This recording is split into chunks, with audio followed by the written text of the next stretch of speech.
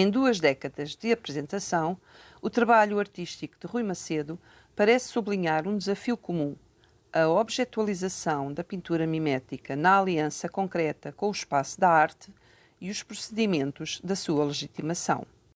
Na verdade, há uma aptidão para o real inscrita nos seus trabalhos de pintura que os inscreve, por sua vez, na necessária dependência de um outro real, o da arquitetura.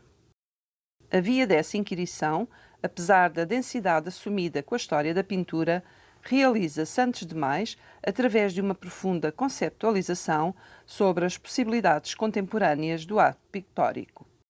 Este terá assim de considerar o aqui e agora da experiência pós-minimalista, isto é, do objeto de arte, neste caso a pintura, percepcionado no espaço, transformando-o necessariamente numa proposta efêmera, porque emerge não apenas do gesto da pintura, como da sua condição de lugar.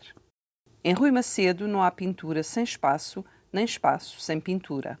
Com Quod-Libet, o projeto pensado para o Museu do Neorrealismo, o artista assume, uma vez mais, esse jogo deliberado, reconverter a mimesis da pintura a favor da consciencialização espacial.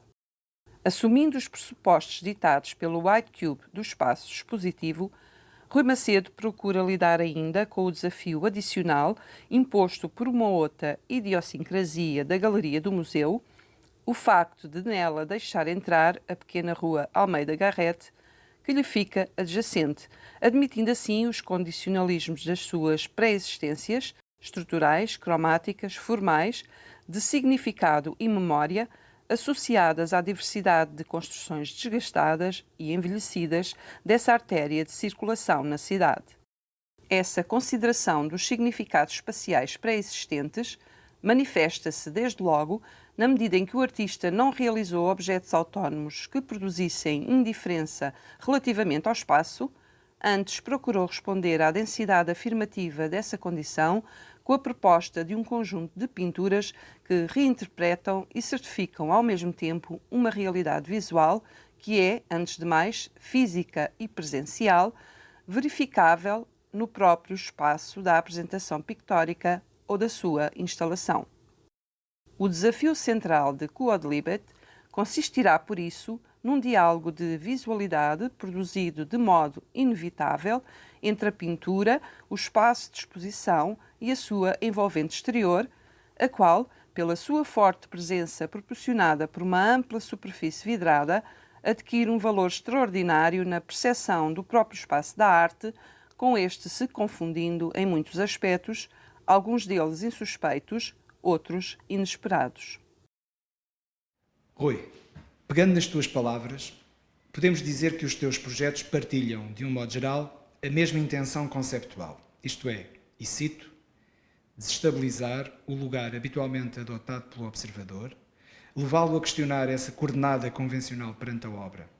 Recorres muitas vezes, e esta é uma imagem das tuas intervenções, à ideia de corte, de deslocação da convenção sobre o objeto pictórico e a sua comunicação expositiva.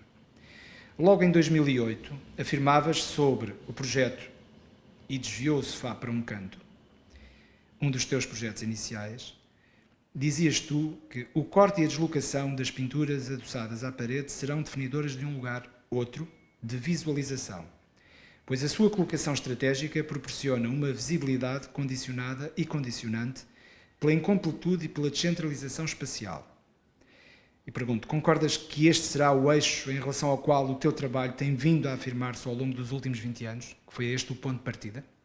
Sim, concordo, sem dúvida nenhuma, que são questões que sempre me interessaram ao longo, provavelmente 20 anos, como estás a dizer, de diferentes maneiras ou de umas formas mais intensas numas exposições, de formas menos intensas noutras, mas essa questão que tu levantaste, que é essa coordenada convencionada, seja ela qual for, não é? E temos que partir sempre de regras museológicas, né? À altura de 1,45 m, 1,50 m do centro da pintura em relação ao chão, o circuito de visita que é pré-determinado, o circuito de visita do observador que é pré-determinado pela direção do museu, os espaços entre as obras que também criam dimensões hierárquicas e que valorizam umas em detrimento não, mas valorizam umas em relação a outras, não é em detrimento a outras, mas valorizam umas em relação a outras. E estas convenções, que efetivamente elas existem para que provoquem uma reação no observador, no visitante, é com elas que eu também jogo nas minhas exposições para o tal público ou para o tal observador ideal. Não é? Provavelmente ele nem sequer existe, ele existe na nossa cabeça. Os artistas trabalham com um público ideal que vão, de alguma maneira, cair nas ratoeiras que nós lançamos, confirmar coisas que nós gostaríamos que eles confirmassem, e esse público ficcional, ele existe dentro da nossa cabeça e acompanha-nos no processo de feitura dos trabalhos em ateliê, e de facto criamos um mundo ficcional dentro da nossa cabeça que esperamos vir a acontecer quando as exposições ganham forma nos espaços para os quais elas são pensadas. Mas, mais uma vez, isso que tu estavas a dizer, David, de essa relação com o lugar, sempre foi, ou garantidamente na última década, sempre foi uma preocupação muito grande para o meu trabalho de pintura. E há que aqui sublinhar a questão da pintura, não é? Não se trata de um trabalho em que eu uso outro meio, e interessa muito a pintura para além da sua dimensão física, não é? Porque ela terá sempre que se manifestar numa dimensão física, e interessa-me aquilo que não se vê da pintura também, não é? Aquilo que é sugerido. Também deixa-me acrescentar, na sequência do que tu acabaste de dizer, também ainda nesse contexto da apresentação desse trabalho em 2008, dizias ainda que a representação de uma moldura, patente naquele caso, nas 3 pinturas, é um dispositivo que permite acentuar o objetivo conceptual, estrutural e estruturante da instalação.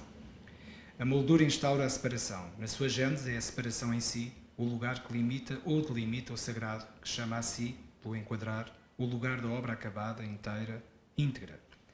A fragmentação, o corte, a deslocação a que são submetidas as peças emolduradas, sublinha justamente o campo das oposições, inteiro, fragmentado, centrado, deslocado, equilíbrio, desequilíbrio. Então, digo eu, podemos afirmar que começaste pela moldura, um processo de interrogação sobre o lugar e as convenções de comunicação da pintura, e que esse primeiro passo te conduziu a um questionamento mais amplo sobre a relação da pintura com o espaço e o domínio deste no significado dessa disciplina artística, pelo menos nos moldes em que tu a praticas. Isto porque acabaste de dizer que tu nunca trabalhaste sem ser com a pintura. E, portanto, é a pintura que é o motor, do ponto de vista da criatividade, não só nós reconhecemos no teu trabalho e nesta continuidade de 20 anos uma presença sempre da pintura, mas é a pintura que é desconstruída enquanto pintura para procurar o seu lugar na nossa contemporaneidade. É por aí. E começaste pela moldura ou não? Eu comecei pelos acessórios e a moldura é um deles. Claro. A moldura, o passe-partout, na escultura seria o plinto, não é? Se eu trabalhasse em escultura seria através do plinto ou mesmo da vitrine. E estes acessórios, ainda hoje me interesso sobre isso, tudo o que aparentemente até cria algumas conversas mais inflamadas sobre o uso ou não uso da moldura, não é? Como se ela aburguesasse o próprio trabalho artístico. Eu adoro essas coisas, não é? Adoro essas conversas, porque acho que elas efetivamente, ao falar sobre estas questões que são acessórias ao próprio trabalho da pintura, estamos também a falar do trabalho da pintura, propriamente dito. Esse é o que me interessa mais. Interessa-me a matéria, interessa-me a tinta, a diluição da tinta, se é feito com uma tinta espessa, se é feito por velaturas. Esse é o assunto que me interessa. E esse é o assunto que me interessa desde sempre. A pintura que mais me desafia é sempre a pintura antiga. E isso, sem dúvida nenhuma, que a pintura que eu faço hoje, ela é informada na pintura renascentista, ela é informada na pintura barroca, né? E é lá que eu encontro e onde eu roubo imenso. É uma maravilha. Claro que não dispensas, nem nunca dispensaste o ilusionismo próprio da representação mimética e ao mesmo tempo as técnicas de simulacro do visual, não é? Da armadilha para o olho, da armadilha da observação. E esse processo é um processo do qual tu não abdicas, e não é por uma questão de teimosia, é por uma questão de profundidade de reflexão sobre o lugar da pintura nos nossos tempos. E tu vês que o lugar da pintura nos nossos dias é um lugar assegurado fundamentalmente, não vou dizer apenas, mas fundamentalmente no conceito da instalação, ou seja, esta pergunta traz uma outra um pouco mais montante que diz respeito a uma formação, não é? Tu és formado em pintura e hoje em dia, ou pelo menos no tempo em que foste formado, ser formado em pintura seria, de uma forma mais convencional, afastar-se precisamente dessa referência técnica de representação, onde o Renascimento ou o Barroco e outras fases em que o verismo e o naturalismo estavam na ordem do dia, e ires por outros caminhos. E, portanto, até que ponto é que nessa formação que tu tiveste já estava a despontar esse teu interesse pelo lado mimético da pintura, relativamente ao real, e também se de algum modo, desde muito cedo, tu olhavas para a pintura como uma disciplina autónoma ou como um processo de facto instalativo, como depois vieste a comprovar que é o fulcro, a zona central da tua afirmação artística. Sim, inicialmente no meu processo de formação, que ainda se mantém e espero que se manterá. A formação académica, do plano académico. Eu percebi. Mas sabes que essa formação do plano académico tem depois também uma formação técnica que ainda hoje se mantém. Eu às vezes chego ao ateliê e, como estás a ver aqui por trás, decido fazer uma série de pinturas a partir de representações de pedras de mármore. E o problema começa logo aí. E como é que eu começo? Não é? Então, mais uma vez, por isso é que eu estava a dizer que a formação é contínua, efetivamente, porque há uma coisa que eu me lembro sempre no início, quando estava em formação académica, como tu estavas a dizer, que era, eu condicionava algumas das minhas ideias pela incapacidade que eu tinha para as conseguir concretizar. E aqui, de facto, é um problema que quem trabalha com a pintura necessariamente que tem, porque tem que a concretizar.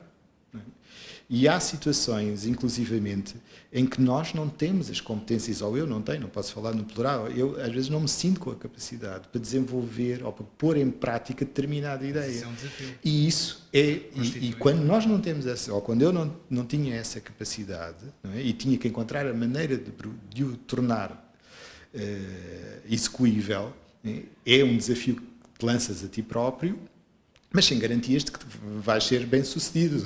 Claro. Mas isso hoje também acontece, porque efetivamente, mas teres as competências, ou ganhares competências técnicas para que elas não limitem as tuas ideias, eu acho que é efetivamente o mais descansativo aqui, porque a pintura, como qualquer exercício artístico, eu gosto de pensá-la como um pensamento livre, não é? Como uma E tu só és livre, efetivamente, para pensares no que é que tu queres fazer, se, do ponto de vista técnico, também tiveres as competências que não te limitem a tua expressão. Sim, o que tu queres fazer. Não é?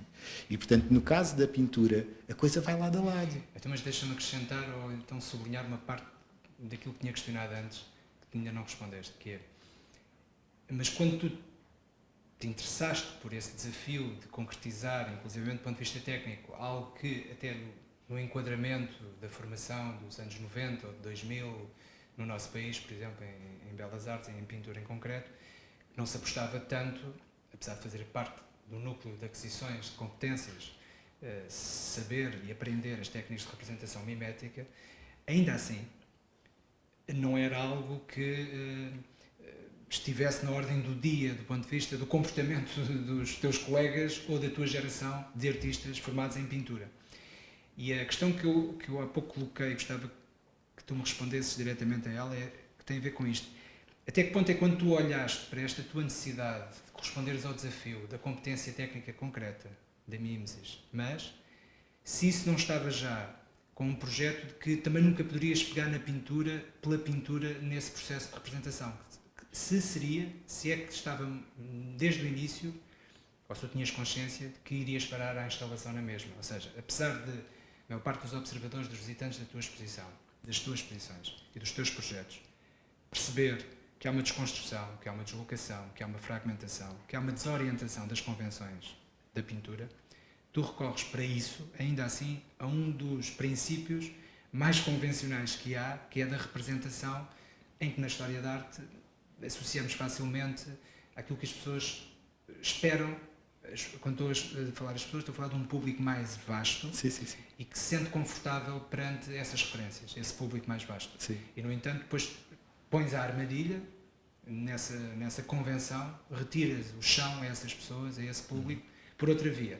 A pergunta, aqui fiz um preâmbulo muito grande, mas a Sim. pergunta é: se quando tu te apaixonaste por esta relação com a mimesis e com a representação mimética, se já havia uma percepção de que isto só poderia resultar, de algum modo, claro que havia outras hipóteses, mas só poderia resultar para ti enquanto relação com o espaço e não com a autonomia da imagem pictórica definida pela moldura. Porque eu vejo, enquanto curador e analista de obra, da tua obra e do teu projeto, que o facto de teres começado com a moldura é uma espécie de princípio, de facto, de uma relação de desconstrução e de desorientação das convenções relativamente ao espectador. Sim, sim, sim. E até que ponto é que, desde esse início, não está lá já o projeto da instalação? É provável, não sei se consigo. Isto é muito difícil analisar em casa própria, não é? É muito mais fácil ver de fora, e isto que tu acabaste de me dizer. Voltando à questão da moldura, não é? O que é que me interessou na moldura? A moldura interessou-me para a deixar em aberto. Não é? Porque o horizonte de expectativa que tu tens por uma pintura qualquer, nos dias de hoje, não é? Que nunca estão emolduradas. Nós usamos aqui a moldura em várias instâncias deste momento, não é? Porque estavas a usar a moldura como conceito e agora estou a pegar na moldura como objeto. Okay. Não é? E o que é que me interessava na moldura como conceito? É a possibilidade dela estar incompleta. E ao estar incompleta, expande aquela pintura infinitamente. Não é?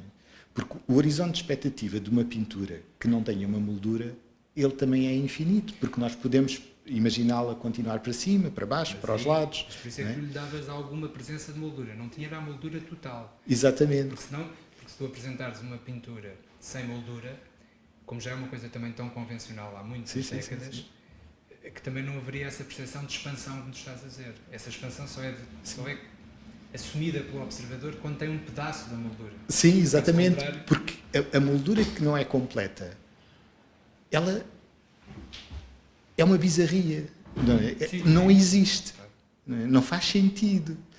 E então nós queremos fechá-la mentalmente em qualquer sítio, não é?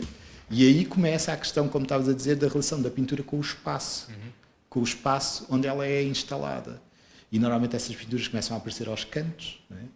E o que é que então a pintura já lá estava, quando de repente aquela parede a foi cortar, não é? E esses lugares, que são os tais lugares que eu te disse que eram mais inusitados numa exposição convencional, e aqui vamos pondo aspas nestas coisas todas, não é? As palavras são terríveis, fazem-nos escorregar, mas numa exposição mais convencional, seja lá o que isso for, mas de uma pintura que é colocada numa parede e que funciona das suas extremidades para dentro, de repente uma pintura que se desvia do centro da parede e começa a chegar-se a um canto, a um rodapé, junto ao teto. Parece que sai do seu lugar, não é? Ela desloca-se, não é? E ao deslocar-se, destabiliza-nos. Porque ela, efetivamente, ela é completa em si, no seu lugar. As nossas convenções é que nos fazem olhar para ela como estando incompleta e fora do sítio. E esse jogo sempre te interessou desde muito cedo. Sim, esse jogo interessa-me profundamente, e se usarmos então aqui a oficina da pintura no sentido académico do termo, eu acho que torna, acentua a ideia de desvio, não é? Sim. E desacerto. E até que ponto é que não há aí uma ligação às armadilhas do rococó, do período... Então não há. No sentido de ainda foste ao barroco, mas o barroco já é a experiência da armadilha e do tremplin, e portanto de toda a perseguição à convenção do olhar, não é? naquele contexto histórico. Mas onde a coisa é levada ao extremo, que eu acho que o teu trabalho também leva as coisas ao extremo desse ponto de vista, é precisamente na fase dos espelhos, do rococó, dos pavilhões e dos reflexos múltiplos, não é? E até que ponto é que não há... Porque eu presinto, de algum modo, uma presença dessa atmosfera, ou pelo menos uma evocação de alguns desses... O à vontade com a armadilha, e o à vontade da deslocação e de perverter aquilo que é expectável. Sim. No fundo, a cultura rococó é uma cultura, quer dizer, na alta burguesia, sobretudo na aristocracia, é interpretada como jogo, não é? E o jogo, que já se percebia no barroco, é levado ao extremo no rococó, nesse período fundamental, sim, que não é por acaso que depois a seguir leva com uma fase neoclássica, que é para estabilizar a coisa, porque se tinha atingido um paroxismo absoluto relativamente a esse tipo de jogo. Até que ponto é que a ideia de jogo e de armadilha, que tem a ver com tudo o que é a representação mimética, não é? Sim, e com o trabalho oficinal da pintura para nos iludir e para nos converter em observadores de um espaço exterior, e tu remetes isso para a relação com o espaço concreto e real que o observador está a viver e que está a experienciar. Até que ponto é que tu evocas essas dimensões?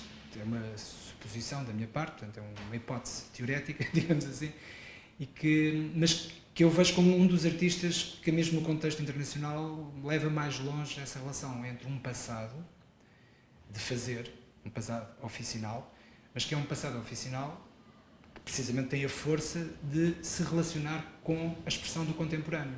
E a expressão do contemporâneo é o aqui e agora do lugar expositivo, o lugar e as convenções de legitimação que ele carrega. Como é que tu colocas estes parâmetros que eu aqui coloquei, mais que uma pergunta, é quase uma reflexão, a convidar-te a uma reflexão sobre aquilo que eu coloquei aqui? Sim. Acho que te consigo responder, vou tentar responder de uma maneira que é, todos nós que vamos ver exposições e que temos um fascínio, enfim, eu tenho um fascínio pela pintura, interessa-me, como já disse, as questões da pintura, e de alguma maneira não via nessas exposições coisas que sentia que me apetecia ver. Uhum. E um dia, em conversa, disseram-me qualquer coisa assim do género, mas se não vês aquilo que queres, então faz, não é? Parece uma coisa tão óbvia quando é dito desta maneira, mas outra coisa é termos consciência disto. E de alguma maneira, o que é que eu fiz? Nós vivemos hoje, não é? Estou atento àquilo que está à minha volta, mas acho sempre que muita da pintura que é feita é dos limites da tela para dentro. E sempre me interessou a questão, obviamente, dos limites da tela para dentro, mas a relação e a reverberação que ela consegue para fora. E isso raramente acontecia, eu raramente vi isto a acontecer. Então desafiei-me a mim mesmo, não é? A lançar as possibilidades de ver a pintura para além daquilo que é esperado, porque de alguma maneira, quando nós vamos ver uma exposição que é anunciada como uma exposição de pintura, nós pomos dentro da nossa cabeça uma série de critérios e de convenções daquilo que nós vamos ver.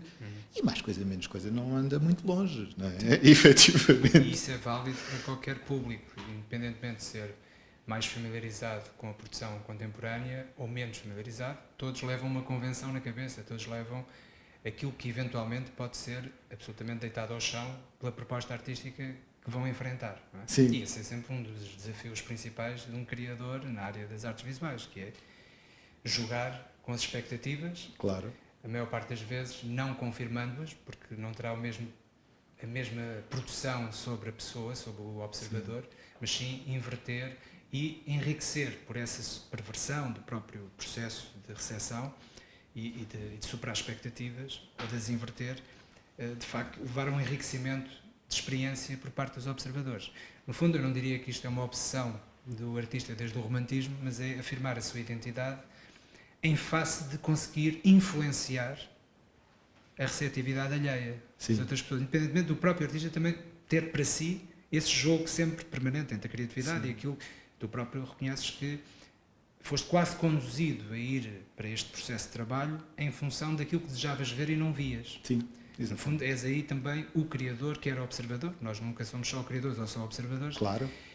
E há uma relação, digamos que intercambial aqui entre essas duas posições diferenciadas, mas que te levaram a optar por um projeto de afirmação criativa, no qual depois tu foste te sentindo identificado e foste fortalecendo essa relação, ao ponto de teres criado aquilo que hoje muita gente, não é só hoje, mas há uns anos a esta parte, muita gente vem referenciando o teu trabalho como, de facto, um trabalho idiosincrático, com uma identidade própria, com uma qualidade e uma profundidade que remete para aquilo que nós ainda identificamos hoje, às vezes até hoje em dia mais por teimosia, como qualidade.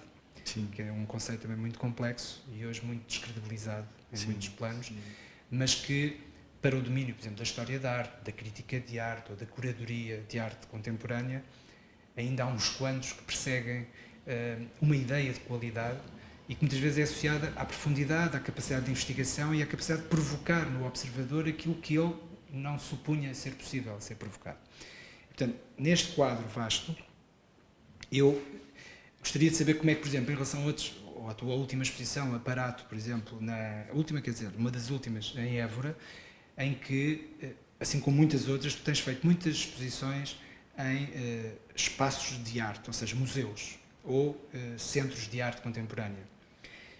E uma boa parte dessa, eu depois farei uma referência mais detalhada, adicionando aqui a esta minha intervenção, para não estar agora aqui a dizer este, aquele ou outro, mas estes projetos, no seu conjunto, têm uma relação muito mais forte com aquilo que é a codificação desses lugares enquanto lugares de legitimação artística.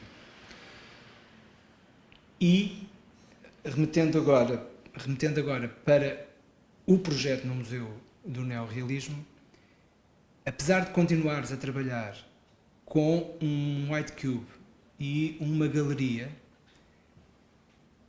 tu tens uma proposta que, não deixando de trabalhar essas convenções, tu promoves uma proposta que, no entanto, penso eu que pela primeira vez, que era o que queria perceber se é ou não, mas penso que sim, consideras o espaço exterior ao próprio espaço da arte, de um modo em que não é preciso ir para o exterior para o considerares e para ele ter influência no projeto que vais apresentar. Não é diferente tu ires fazer pintura para o espaço público, para o exterior. Não. Tu estás dentro da galeria e aí ela é igual a qualquer outro museu ou centro de arte de exposição mais convencional, mas no fundo há um elemento exógeno que influencia de um modo determinante o teu projeto para ali, para aquilo que eu chamo da galeria vidrada do Museu do Neorrealismo. Portanto, o que eu queria perceber é, até que ponto, como é que foi o teu processo de apreensão daquele lugar e como é que isso resultou naquilo que nos apresentas agora? Sim. Se é que isso pode ser descrito assim por palavras, não é? Sim, vou tentar. Vou tentar. Sempre foi, nos últimos anos, o lugar que deu forma e que informou, de facto, as pinturas que eu me propus fazer. Nunca foi ao contrário. Eu nunca fui visitar o espaço de exposição sabendo já o que é que ia fazer para lá.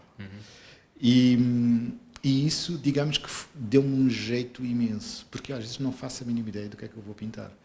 E este trazer das ideias do próprio lugar que vai receber a exposição foi muitas vezes a minha salvação, digamos assim, porque se tu me perguntares, Rui, e qual é que é a próxima pintura que tu vais fazer? Eu não faço a mínima ideia. Ela é determinada pelo espaço. Eu não faço a mínima ideia. Que te é desafiado a ser trabalhado. Exatamente, exatamente.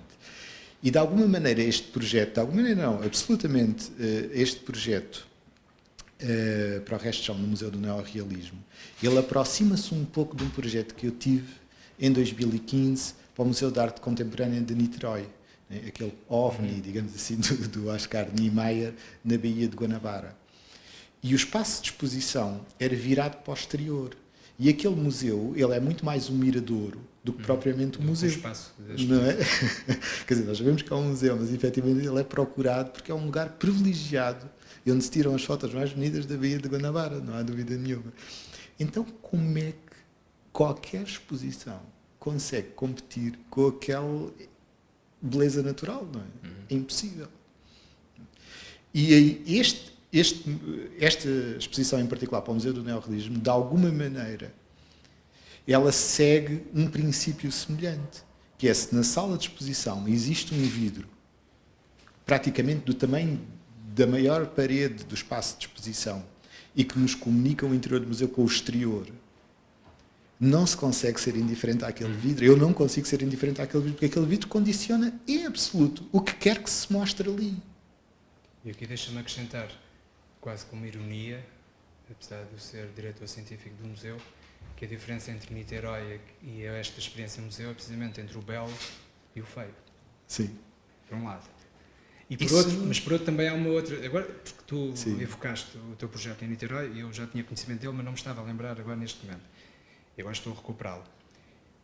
E para além de que há uma grande distância, a experiência visual no Museu de Arte Contemporânea de Niterói, para o exterior, é à distância. E aqui é precisamente o esmagamento de uma rua muito estreita, a Rua Almeida Carrete, que está muito sufocada, em cima, não é? está muito em cima da própria expressão de espaço daquela galeria que é ela própria. O Alcino Soutinho, enquanto arquiteto, penso que não terá tido muita dificuldade em ler, que cria uma espécie de paralela à rua.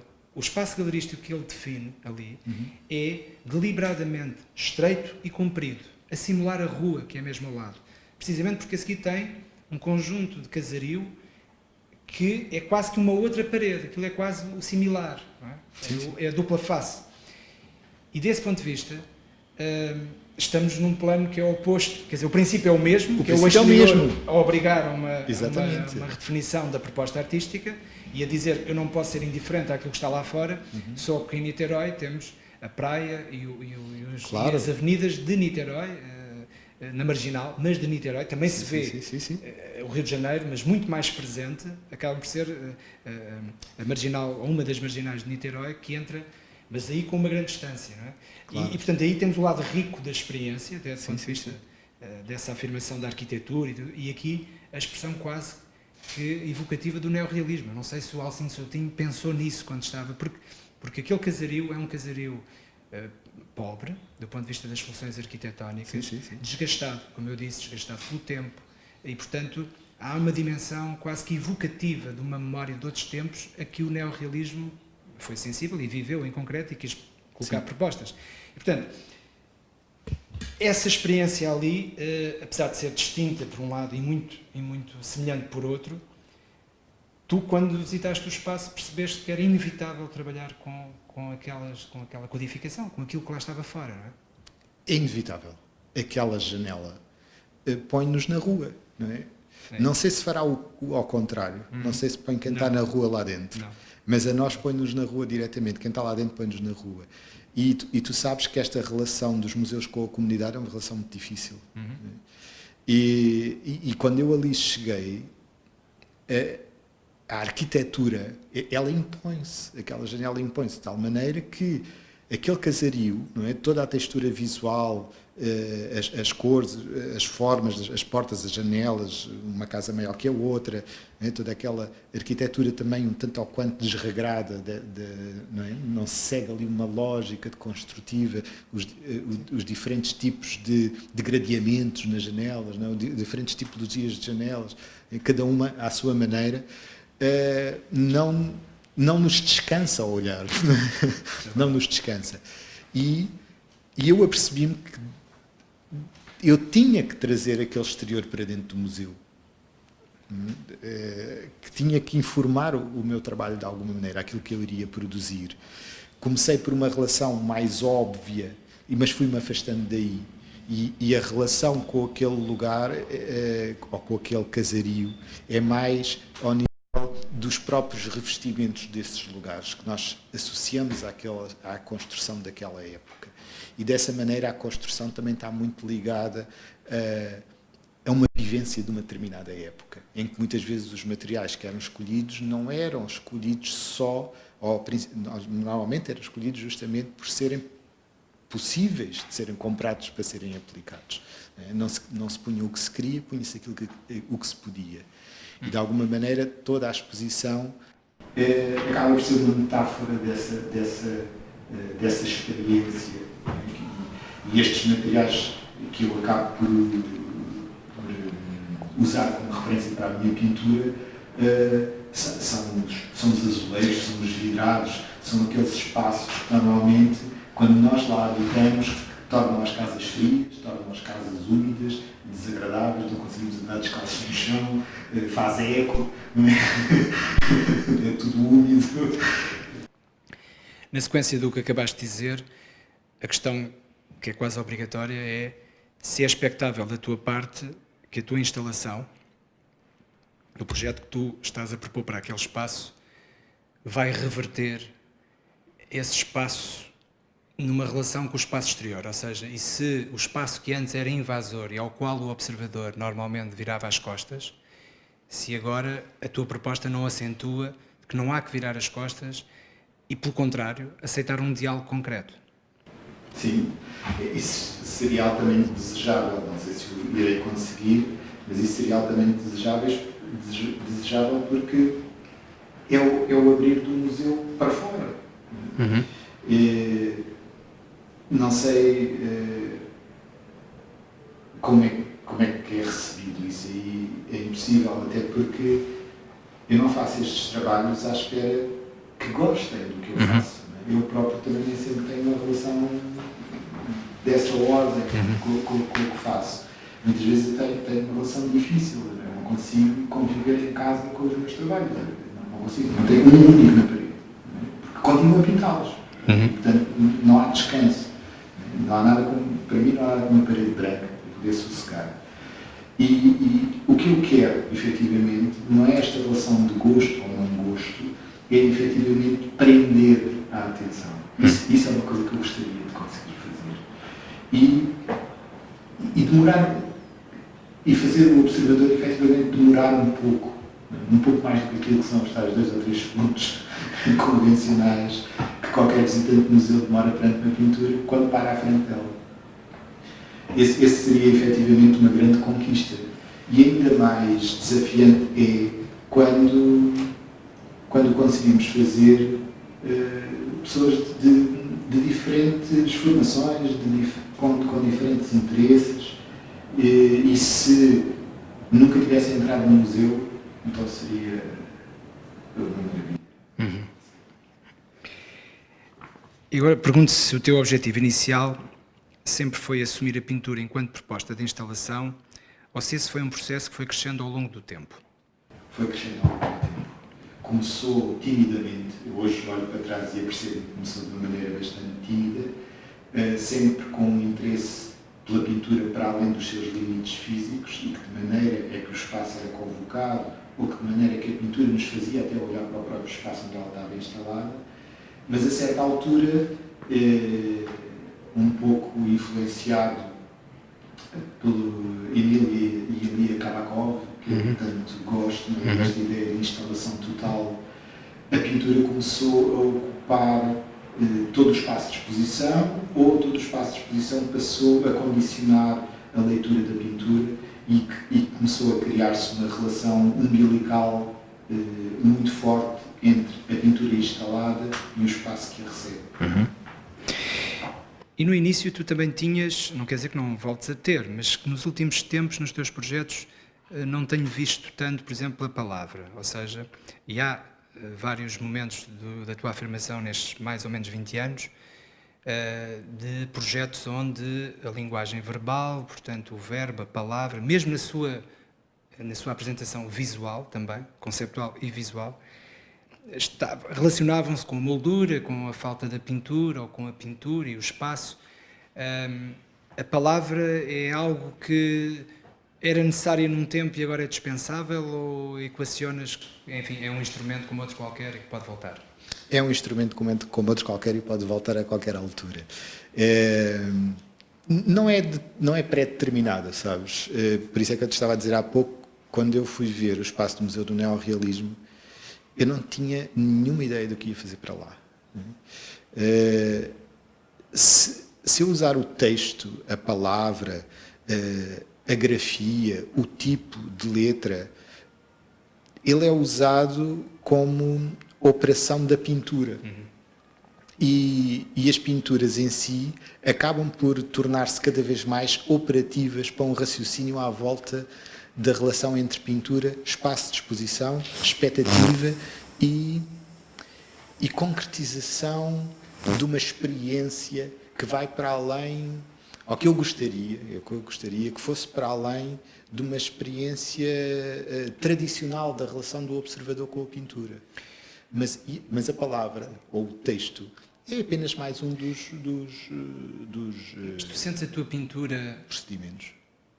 neste caráter instalativo, sentes que ela está...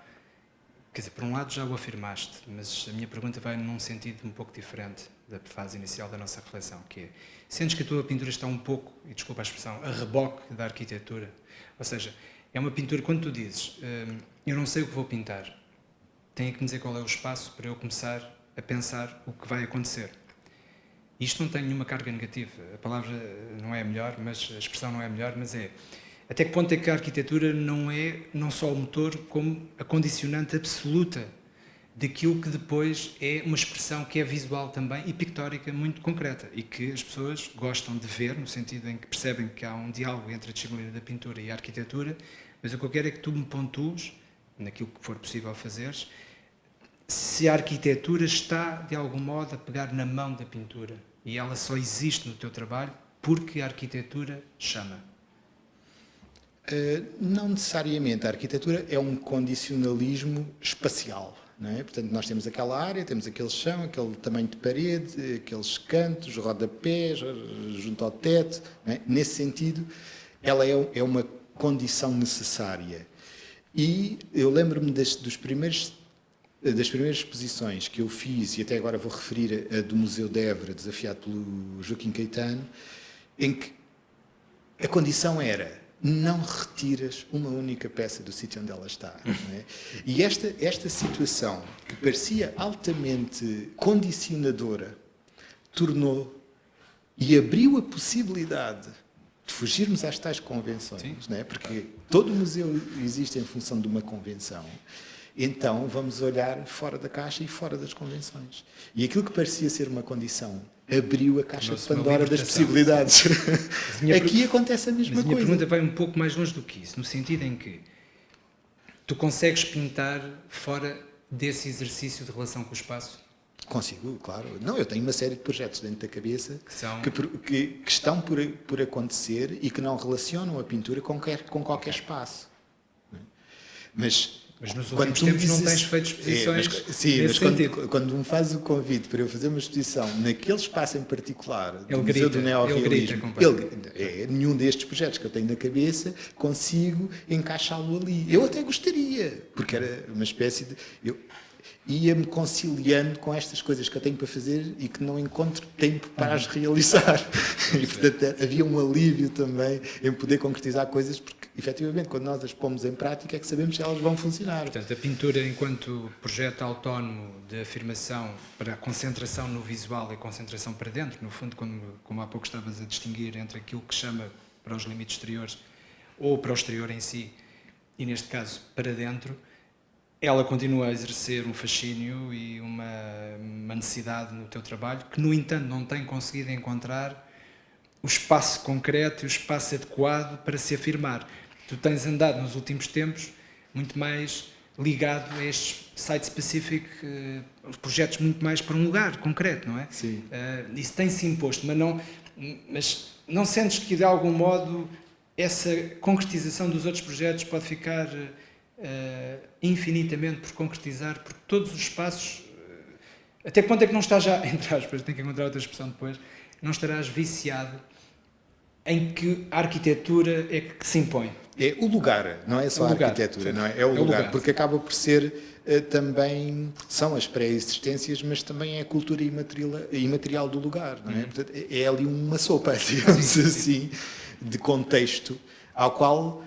Nestas condições, eu não consigo ser indiferente, sabes, da vida. É isto que acontece, eu não consigo ser indiferente e chegar ali com aquelas obras que eu fiz a partir do meu umbigo e viradas para o meu umbigo, não é? As minhas questiúnculas pessoais, não é? Como é que... Não é?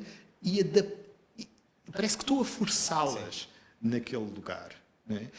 E em Évora, agora na Fundação Eugénio de Almeida, já há lugar para isto. Não sei se tu percebeste que visitaste a exposição. Sim. Ela é assim uma espécie de exposição site-specific camuflada de uma exposição convencional. Não é? Há ali um jogo, há ali um pequeno jogo. Isso já acontece um pouco do que tu estás a dizer, em que a pintura não fica refém do espaço que a recebe. Do lugar, sim. Não é totalmente livre ali. Não é totalmente livre. Mas até que ponto é que tu não estás, hoje em dia, tão enredado nessa tua lógica de interpretação do lugar onde vai acontecer a tua comunicação artística?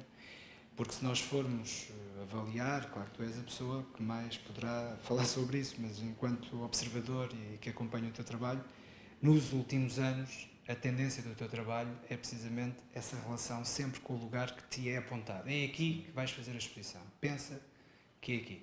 E, por exemplo, dá-me vontade de perguntar, se te dessem um white cube de galeria absolutamente convencional, em que tens uma entrada e o resto são 4 paredes só com essa entrada, digamos assim, não estarias a ser conduzido outra vez para as características próprias do lugar, mesmo estando a falar de uma coisa super convencional enquanto espaço de exposição, que abre as portas a esse projeto mais autónomo que tens e vais tendo? Sim, eu acho que temos sempre, até de uma maneira mais inicial, quando decides, imagina que tens uma série de pinturas por distribuir por um determinado espaço, não é? E já está tudo feito, as pinturas estão feitas, o espaço é aquele e não foram feitas em consideração para o lugar. Imediatamente, a forma como tu as irás distribuir no espaço de exposição tem sempre a condição do lugar. Mas isso é outra coisa, é a montagem dessas peças autónomas. Claro. Outra coisa é tu ergueres um conjunto de trabalhos com as medidas das paredes do espaço para onde estás a dialogar. Aí é uma adaptação para um processo de montagem. As peças não perdem a sua autonomia. Podem estar adaptadas enquanto montagem. Mas estas peças, estes trabalhos, não têm, ou pelo menos na minha perspectiva, não têm grandes hipóteses de sobreviver ao espaço onde são afirmados. Quer dizer, eles não são daqui. Estes trabalhos que aqui estão não são daqui. Sim. E pode dizer, não, mas também são. Sim, também podem ser.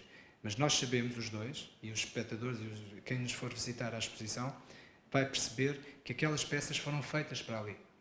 Até que ponto é que isso não é o oposto daquilo que o White Cube deseja. O White Cube propõe uma montagem, mas as peças podem ter a sua autonomia em relação umas às outras. Elas não foram desenhadas, ou pensadas, ou conceptualizadas, ou praticadas para absorverem o lugar. Elas foram pensadas para qualquer lugar que permitisse a sua autonomia. E, portanto, aí o que estás a falar, quanto a mim, é muito mais o processo de montagem. Claro que o processo de montagem é adaptar ao espaço que temos o conjunto de peças que fizemos. Mas essas peças podem ir para aquele sítio como podem ir para outra galeria White Cube, que, no entanto, tem um corredor diferente ou tem uma dimensão diferente. Tem uma configuração diferente, claro. Este tipo de projeto é um projeto, de facto, site-specific, porque até que ponto, e já agora fica essa interrogação mais geral, até que ponto é que ele sobrevive para outros projetos? Tu reciclas? Eu reciclo, adoro reciclar, porque... E agora, voltando um bocadinho atrás à tua pergunta anterior, se de alguma maneira eu me sentia condicionado, não é? Ou se já estava a entrar numa espécie de um receituário, não usaste esta terminologia, mas até porque ela é um bocadinho depreciativa. Não. Não é? Disse que estavas viciado. Viciado num procedimento em que a obra está sempre relacionada com o lugar que a recebe. Eu posso estar viciado porque, e até admito que o esteja, porque como tenho tido a sorte de trabalhar para espaços muito diversificados, os resultados são sempre também eles muito diversificados. E isso é aquilo que mais me agrada, é a surpresa perante os resultados. É a minha própria surpresa em relação àquilo que eu estou a fazer. E isso entusiasma-me profundamente. Detesto aquela ideia de me sentir a repetir uma solução. E o facto dos espaços serem muito diversificados e deles informarem e darem forma à própria pintura tem-me aberto possibilidades que eu acho que de outra maneira nunca me tinha aberto essas possibilidades. Não é? Porque necessariamente quando nós construímos sem esta influência do lugar, nós compomos a partir daquilo que são as nossas memórias, a nossa aprendizagem, aquilo que nós já vimos antes. E isso, de alguma maneira, torna tudo muito limitado. E, por exemplo, nesta exposição no Museu do Neorrealismo, nós podemos falar da pictorialidade do espaço, a partir do momento em que tu vais apresentar uma acumulação de pequenas pinturas que são adaptadas umas às outras, e no fundo há uma espécie de cumulativo da pintura que cobre a parede. Mas tu poderíamos chamar-lhe a esse projeto, ou a estes projetos, que não é o primeiro em que tu fazes este tipo de exercício, de uma pictorialidade do espaço. Tu vês isso como uma espécie, eu, enquanto pintor, enquanto produtor de objetos que são pictóricos ainda assim, vou pictorializar o espaço. Isso é um conceito que tu admites ou é fora, ou está afastado daquilo que é o teu objetivo? Tu também sentes isso como uma forma de pôr pintura no espaço, trabalhá-lo, porque assim, nós podemos pôr sempre pintura, tu podes sempre pôr pintura enquanto pões 4 pinturas numa parede. Outra coisa é esse sentido cumulativo em que não há, neste caso, réstia de branco da parede. E, portanto, esse sentido cumulativo é uma pictorialização do espaço, tu estás a invadir com pintura aquele espaço, assim como o espaço exterior te obrigou a pensar este projeto assim. O espaço por aí? exterior informa. Não sei se estou a pictorializar o espaço, mas acho que estou a abrir a possibilidade de nós experienciarmos a pintura como se estivéssemos dentro dela. Ok. E pela escala. Porque, efetivamente, ela, ao forrar o espaço de exposição, ela já não está à nossa escala. Já nem está à escala de uma ideia que nós temos, que é a escala da pintura. Que muitas vezes ou é abaixo da escala natural, ou é acima da escala natural. Aqui não, aqui é a escala natural e que ocupa literalmente o pé direito do espaço de exposição, e nós, quando entramos, espero eu, não é? Assim, se tudo se concretize como nós queremos, nós entramos no espaço de exposição, mas simultaneamente entramos também no espaço da pintura. Porque ela está à escala do lugar. E eu acho que isto é uma experiência diferente da pintura. sim, claro. E aqui convocas deliberadamente, de uma forma consciente, um conceito que é muito pós-minimalista, que é a questão do aqui e agora. Quer dizer, a tua pintura é uma pintura instalativa porque também depende da experiência daquele aqui e agora. Quer dizer, nós poderemos ver no tal processo de reciclagem que tu também fazes, poderemos ver uns pedaços de alguma coisa que vamos ver ali noutro contexto, de outra exposição. Mas já não estamos a ver a mesma coisa. Portanto, sim. nós vamos ter um período de tempo muito concreto para, naquele espaço concreto, termos uma experiência. E, portanto, tu assumes conscientemente que és também um filho, obviamente, de uma herança que é a herança do pós-minimalismo e da experiência performativa. Aqui, nunca abdicando de trabalhar a pintura, mas a pintura exerce o mesmo fascínio quase como uma performance, no sentido em que quem faz a performance, quem cumpre a performance é o observador, é o espectador, na sua experiência. E essa experiência, por muito seja mais consciente o observador ou não, essa experiência é uma experiência que tem o seu limite, que é quando terminar a exposição não é possível voltar. E, portanto, tu assumes isso como, quer dizer, é parte integrante da tua comunicação artística, da tua expressão artística, ou é algo que tu achas está a ter este momento e um dia pode ter outra coisa, pode ser absolutamente dispensado? Ou se já não é possível abdicar desse tempo do aqui e agora que a experiência performativa exige de todos nós? É isso mesmo que tu acabaste de dizer, é o aqui e agora. Inevitavelmente nós nós estamos sempre a responder àquilo que aconteceu antes de nós. Até quando estavas a falar na questão do White Cube. Quando eu resolvo forrar uma sala de exposições, não é? E alterar-lhe, embora não seja um White Cube, mas alterar-lhe quase a configuração arquitetónica, é uma reação ao White Cube. Claro. Necessariamente nós hoje trabalhamos em reação ao White Cube. Já ninguém aguenta o White Cube, não é? E, portanto, isto é sempre assim. Não é? Os artistas fazem obra em reação aos outros artistas. Não é? E fazem exposições em reação às outras exposições que viram. Sejam porque adoraram, sejam porque detestaram. Histórica, não é? Diz.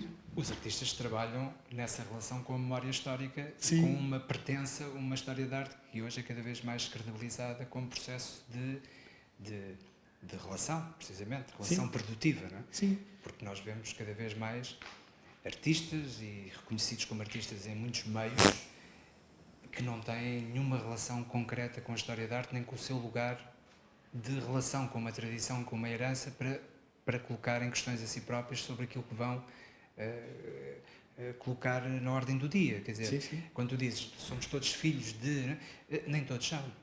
Sim. Não é? Sim. Há muitos artistas hoje no domínio da street art, de uma expressão mais comunicativa, urbana, que praticamente assumem, de uma forma muito clara, que renegam, que não estão propriamente a dialogar com a história de arte. Tu és um dos artistas que dialogas com a história de arte.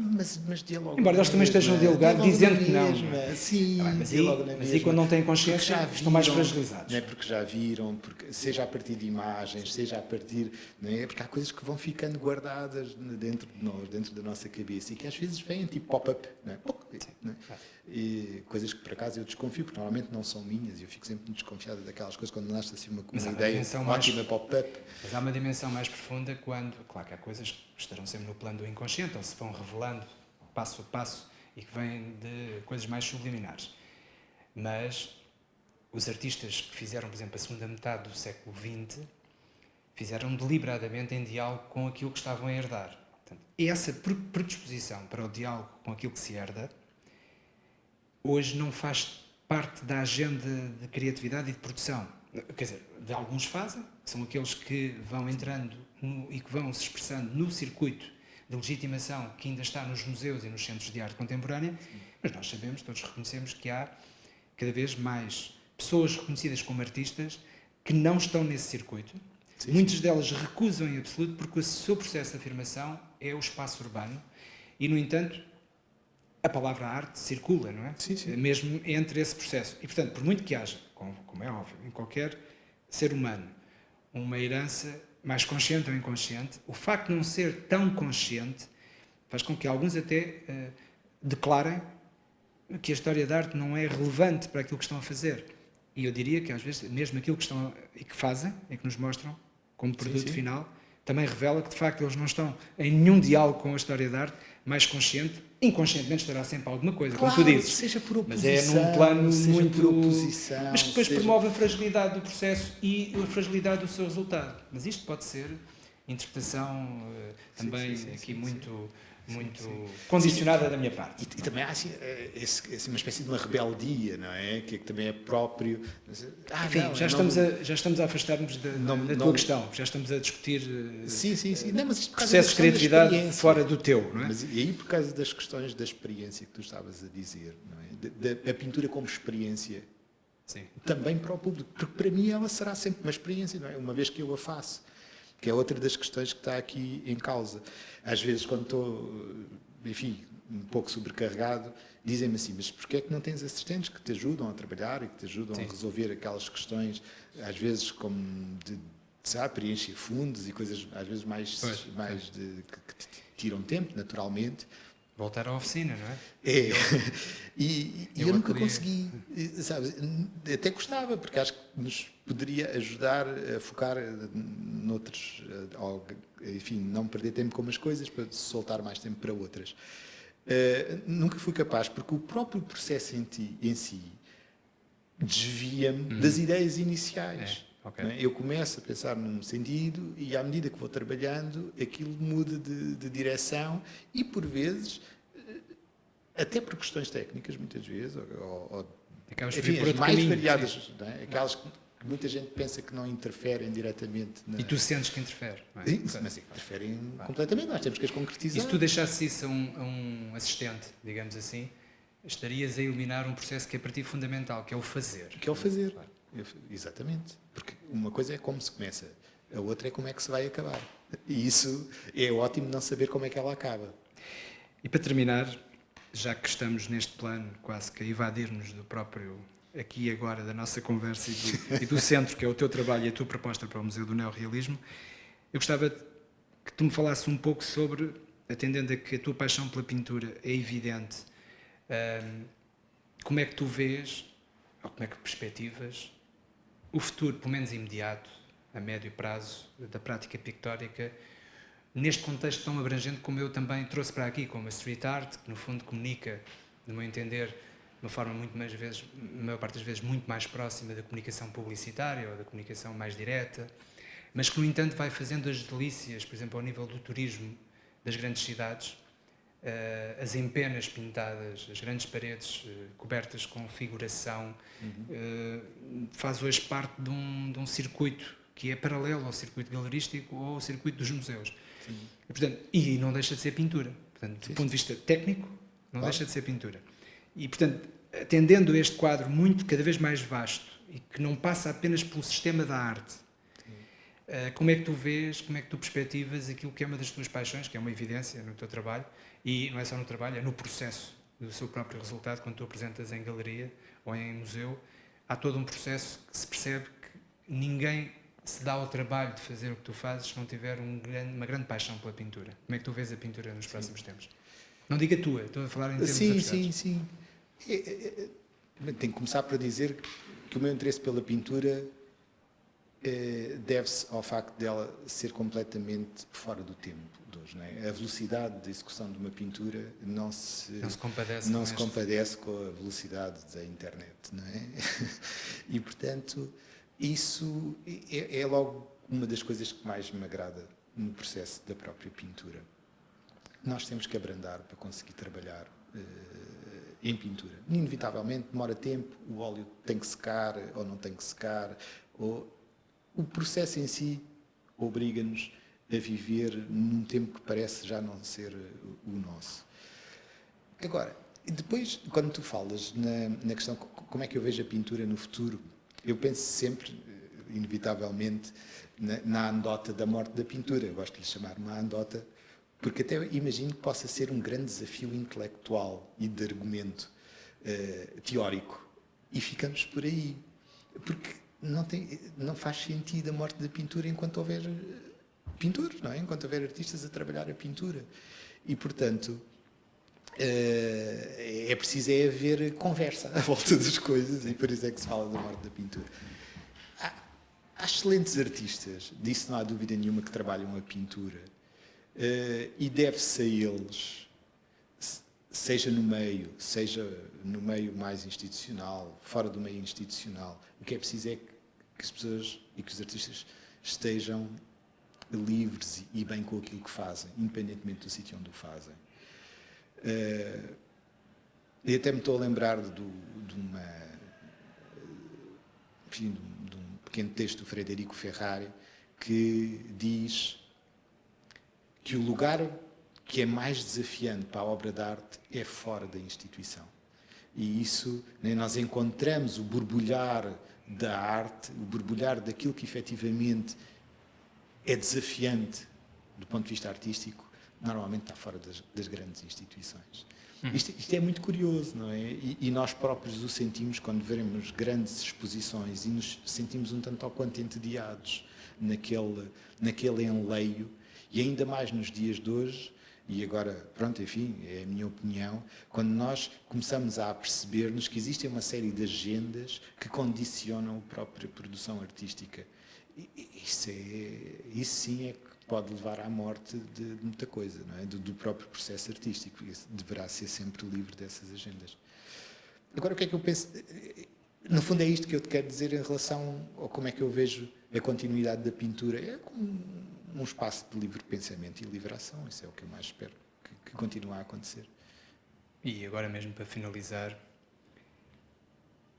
qual poderá ser a influência da circulação das imagens? Não falo necessariamente da questão da inteligência artificial, porque não é no processo criativo que me interessa aqui a questão, mas no sentido em que as imagens tecnológicas e emanadas de ecrãs, com luz própria, não podem vir a condicionar, quer dizer, elas estão a condicionar sempre, mas não podem vir a condicionar em demasia a experiência, porque a experiência, quando tu dizes, a experiência do fazer da pintura, portanto, o fazer da pintura não é compatível com os tempos e com a imediaticidade, o lado automático dos nossos tempos, relativamente ao processo de circulação de imagens, de informação, tudo isto, e de produção, quase.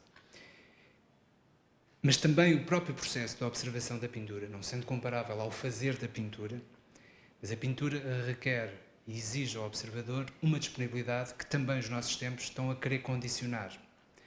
Porquê? Porque é uma imagem estática, é uma imagem que nós não digitalizamos, ou seja, não interferimos com os dedos para fazer scroll, fazer para cima e para baixo. Ela está ali estável e obriga-nos a uma estabilidade. Até que ponto? Qual é a tua leitura sobre estes tempos em que há uma profusão, que obviamente desde a imprensa que a coisa foi aumentando, mas agora é um exponencial de uma relação esmagadora no quê? Naquilo que é a quantidade de imagens que nós vemos e, sobretudo, imagens que, mesmo quando parecem estáticas, estão num dinamismo de presença que é o oposto à presença da pintura. Como é que tu vês esta relação com estes tempos em que as imagens se impõem pela luz própria e não a precisarem da luz dos nossos olhos para as lermos? Que é o caso da pintura mesmo. Sim, sim. Eu vejo o grande encantamento do contraciclo, percebes? É isso que eu vejo. E procuras promover também isso. E promovo com toda a minha força, sim, sem dúvida nenhuma. Eu penso que esta nossa exposição no Museu do Neorrealismo é mais um dos teus trabalhos nesse sentido, de contrapor a este imediatismo que parece que nos domina, que afinal há possibilidades de observarmos a qualidade e o trabalho de proposta artística pictórica, que é o teu caso concreto, e por isso agradeço também esta conversa e esta exposição. Obrigado, David.